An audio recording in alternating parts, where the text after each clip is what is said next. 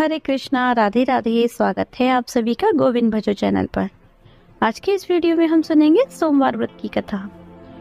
सोमवार व्रत रखने से भगवान शिव सहित पूरे शिव परिवार का आशीर्वाद प्राप्त होता है। इस व्रत को कुंवारी कन्याएं मनचाहे वर प्राप्ति के लिए और सुहागिन महिलाएं अखंड सौभाग्यवती होने के लिए रखती हैं। सोमवार व्रत में भगवान शिव की पूजा के साथ ही व्रत कथा पढ़ना या सुनना बहुत जरूरी माना गया है। तो चलिए कथा शुरू करते हैं। पौराणिक कथा के अनुसार प्राचीन समय की बात है। एक गांव में एक साहूकार रहा करता था। साहूकार धनी था, उसके पास अथाह धन दौलत थी, लेकिन उसकी कोई संतान न थी। साहूकार भगवान शिव को प्रसन्न करने के लिए सोमवार का व्रत रखा करता था। व्रत के दौरान वह विधि पूर्वक भगवान शिव और देवी पार्वती की पूजा सुबह और शाम को प्रदोष काल के समय करता था। शिवलिंग पर दीपक भी जलाता था। साहूकार की भक्ति और पूजा अर्चना को देखकर एक दिन माता पार्वती ने भगवान शिव से कहा, हे प्रभु, यह साहूकार तो आपका परम भक्त है। हर सोमवार को विधि विधान से आपकी पूजा करता है।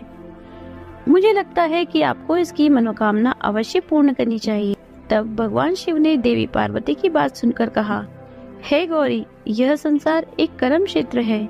जैसे एक किसान अपने खेत में बीज बोता है तो कुछ समय बाद उसे पेड़ मिलता है, ठीक उसी तरह इस संसार में आदमी जैसा भी कर्म करता है उसे फल भी वैसा ही मिलता है।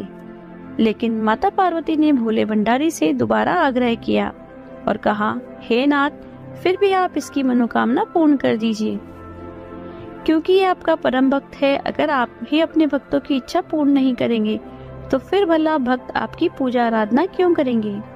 माता पार्वती के इतना आग्रह करने पर भगवान शिव ने कहा, देवी, यह धनवान साहूकार है और इसका कोई भी पुत्र नहीं है, इसलिए यह सदैव चिंतित रहता है। हालांकि इसके भाग्य में कोई संतान का योग नहीं है, परंतु आपके आग्रह पर मैं इसे पुत्र प्राप्ति का वरदान देता हूँ। लेकिन इसका पुत्र केवल 12 साल तक ही जीवित रहेगा। मैं इससे ज्यादा कुछ नहीं कर सकता। फिर एक रात भगवान शिव ने साहूकार को स्वप्न में दर्शन दिए और कहा कि उसे जल्द ही पुत्र की प्राप्ति होगी, लेकिन उसका पुत्र दीर्घायु नहीं होगा, बल्कि केवल 12 वर्ष तक ही जीवित रह पाएगा। यह बात सुनकर साहूकार ना तो प्रसन्न हुआ और ना ही ज्यादा दुखी हुआ। स्वप्न में सब कुछ जानने के बाद भी साहूकार ने पूजा अर्चना जारी रखी और कुछ दिनों बाद साहूकार की पत्नी गर्भवती हो गई। उसने एक सुंदर बालक को जन्म दिया। बालक के जन्म से घर पर हर्षोल्लास का माहौल था, लेकिन साहूकार खुश नहीं था, क्योंकि उसे पता था उसके बालक का जीवन केवल 12 वर्ष तक का ही है और उसने किसी को भी ये बात नहीं बताई थी। जब वह बालक 11 वर्ष का हुआ तो साहूकार की पत्नी ने बालक के विवाह की बात साहूकार से कही, लेकिन साहूकार ने इस बात से इनकार कर दिया और उसे शिक्षा के लिए काशी भेज दिया। साहूकार ने बालक के मामा को बुलाया और उन्हें पैसे देकर बालक के साथ काशी जाने का आदेश दिया। साहूकार ने मामा भांजे से कहा कि वह काशी जाते समय रास्ते में यज्ञ कराते हुए ब्राह्मणों को भोजन कराते हुए जाएं। दोनों मामा भांजे ने ऐसा ही किया। काशी जाते समय जिस रास्ते से मामा भांजे गुजर रहे थे, वहाँ का राजा अपनी पुत्री का विवाह एक ऐसे राजकुमार से करवा रहा था जो काना था। उधर दूल्हे का पिता इस बात से चिंतित था कि अगर दुल्हन पक्ष को पता चल गया तो राजकुमारी विवाह के लिए मना कर देगी। इसलिए उसने जब साहूकार के पुत्र को देखा तो उसने सोचा कि मैं अपने बालक की जगह तोरण के समय इस बालक को बिठा दूंगा और दुल्हन पक्ष वालों को पता भी नहीं चलेगा। दूल्हे के पिता ने साहूकार के पुत्र को इस बात के लिए तैयार कर लिया और बालक तैयार भी हो गया। इस तरह उस बालक ने दूल्हे के कपड़े पहन लिए और घोड़ी पर चढ़कर तोरण की रस्म पूरी की। तोरण के बाद जब फेरों की बारी आई तो दूल्हे के पिता ने फिर साहूकार के पुत्र से अनुरोध किया कि वह दुल्हन के साथ फेरे भी ले ले ताकि विवाह संपन्न हो सके और यह बात छुपी रहे।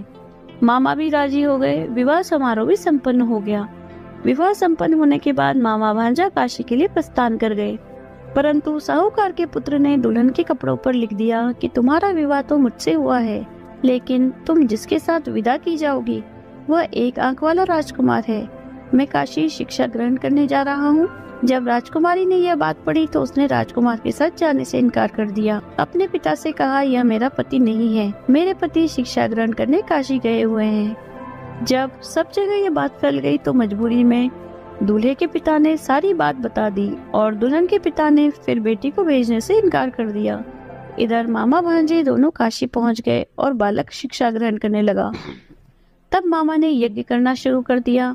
जब साहूकार का पुत्र 12 वर्ष का हुआ तब उसने एक दिन अपने मामा से कहा कि उसकी तबीयत ठीक नहीं है और वह सोने जा रहा है। साहूकार का पुत्र अंदर सोने के लिए कमरे में गया तो उसकी मृत्यु हो गई। थोड़ी देर बाद जब मामा अंदर पहुंचे तो उन्होंने बालक को मृत अवस्था में देखा और बहुत दुखी हुए, परंतु वे रो नहीं सकते थे वरना उनका यज्ञ अधूरा रह जाता। इसलिए मामा वापस आकर यज्ञ करने लगे। यज्ञ पूरा करने के बाद, ब्राह्मणों को भोजन करवाने के बाद मामा अपने मृत भांजे को देखकर विलाप करने लगे। ठीक उसी समय उसी मार्ग से भगवान शिव और देवी पार्वती जा रहे थे। माता पार्वती ने किसी के रोने की आवाज सुनी तो भगवान शिव से कहने लगी, हे प्रभु, कोई मनुष्य रो रहा है, चलिए उसके दुख को दूर करते हैं। तब भगवान शिव और देवी पार्वती मामा के पास गए और उन्होंने जब मृत बालक को देखा तो हैरान हो गए, क्योंकि वह तो भगवान शिव के आशीर्वाद से जन्मा साहूकार का पुत्र था। माता पार्वती ने कहा, हे नाथ, यह तो साहूकार का पुत्र है जिसे आपने केवल 12 वर्ष तक ही जीवन जीने का वरदान दिया था, इसलिए आज 12 वर्ष की आयु पूरी होने पर वह मृत्युलोक को चला गया। देवी पार्वती ने मृत बालक को देखा तो उन्हें दया आ गई और भगवान शिव से हाथ जोड़कर विनती करने लगी, हे प्रभु, बस आप एक बार इस बालक को जीवन दान दे दीजिए, वरना इसके माता पिता जीते जी मर जाएंगे।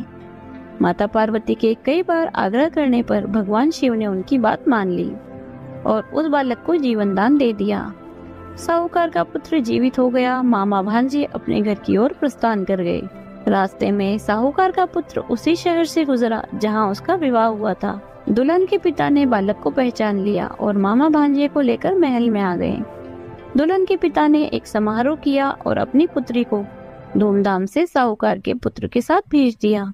उधर जब साहूकार का बालक अपनी पत्नी के साथ घर पहुंचा तो उसके माता पिता अंदर कमरे में बंद होकर बैठे थे। वे सोच रहे थे कि अगर उनका पुत्र सही सलामत वापस नहीं लौटा तो वे भूख प्यास से अपनी जान दे देंगे। तभी बालक के मामा ने कमरे के बाहर आकर उन्हें बताया कि उनका पुत्र जीवित है और विवाह करके वापस आया है। साहूकार ने बालक को जीवित देखा तो खुशी से उसका स्वागत किया और साहूकार का परिवार इस प्रकार खुशी खुशी जीवन व्यतीत करने लगा। यह सब भगवान शिव की कृपा और सोमवार व्रत का ही प्रभाव था कि साहूकार का पुत्र अल्पायु होने के बाद भी दीर्घायु को प्राप्त हुआ।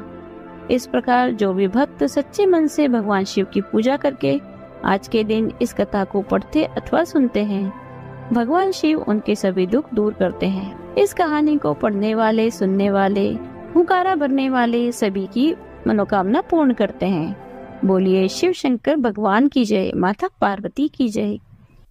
ऐसी समाधि लगाई रे मेरा भोला न जागे, ऐसी समाधि लगाई रे मेरा भोला न जागे, भोला न जागे शिव शंकर न जागे, भोला न जागे शिव शंकर न जागे, ऐसी समाधि लगाई रे मेरा भोला न जागे। गंगा जगावे और यमुना जगावे, गंगा जगावे और यमुना जगावे, सरयू ने धारा बहाई रे मेरा भोला न जागे, सरयू ने धारा बहाई रे मेरा भोला न जागे, ऐसी समाधि लगाई रे मेरा भोला न जागे। चंदा जगावे और तारे जगावे, चंदा जगावे और तारे जगावे, सूरज ने किरणी फैलाई रे मेरा भोला न जागे, सूरज ने किरणी फैलाई रे मेरा भोला न जागे। भोला न जागे शिव शंकर न जागे, भोला न जागे शिव शंकर न जागे, ऐसी समाधि लगाई रे मेरा भोला न जागे। ब्रह्मा जगावे और विष्णु जगावे, ब्रह्मा जगावे और विष्णु जगावे, नारद ने वीणा बजाई रे, मेरा भोला न जागे। नारद ने वीणा बजाई रे, मेरा भोला न जागे। भोला न जागे शिव शंकर न जागे, भोला न जागे शिव शंकर न जागे। ऐसी समाधि लगाई रे, मेरा भोला न जागे। राम जगावे और लक्ष्मण जगावे, राम जगावे और लक्ष्मण जगावे। हनुमत ने चुटकी बजाई रे, मेरा भोला न जागे। हनुमत ने चुटकी बजाई रे, मेरा भोला न जागे। भोला न जागे शिव शंकर न जागे, भोला न जागे शिव शंकर न जागे। ऐसी समाधि लगाई रे, मेरा भोला न जागे। राधा जगावे और रुक्मणी जगावे, राधा जगावे और रुक्मणी जगावे। मोहन ने बंसी बजाई रे, मेरा भोला न जागे। मोहन ने बंसी बजाई रे, मेरा भोला न जागे। भोला न जागे शिव शंकर न जागे, भोला न जागे शिव शंकर न जागे। ऐसी समाधि लगाई रे, मेरा भोला न जागे। भक्त जगावे और संत जगावे, भक्त जगावे और संत जगावे। सखियों ने राम धुनी गाई रे, मेरा भोला न जागे। सखियों ने राम धुनी गाई रे, मेरा भोला न जागे। भोला न जागे शिव शंकर न जागे, भोला न जागे शिव शंकर न जागे। ऐसी समाधि लगाई रे, मेरा भोला न जागे। ऐसी समाधि लगाई रे, मेरा भोला न जागे। आज की वीडियो अगर आपको अच्छी लगी हो तो लाइक कीजिए, शेयर कीजिए। यदि आप चैनल पर नए हैं तो चैनल को सब्सक्राइब कर लीजिए। बेल आइकन को प्रेस कर दीजिए जिससे नई वीडियोस की नोटिफिकेशन आपको तुरंत मिल जाए। मिलते हैं ऐसे ही अगले वीडियो में। हरे कृष्णा, राधे राधे।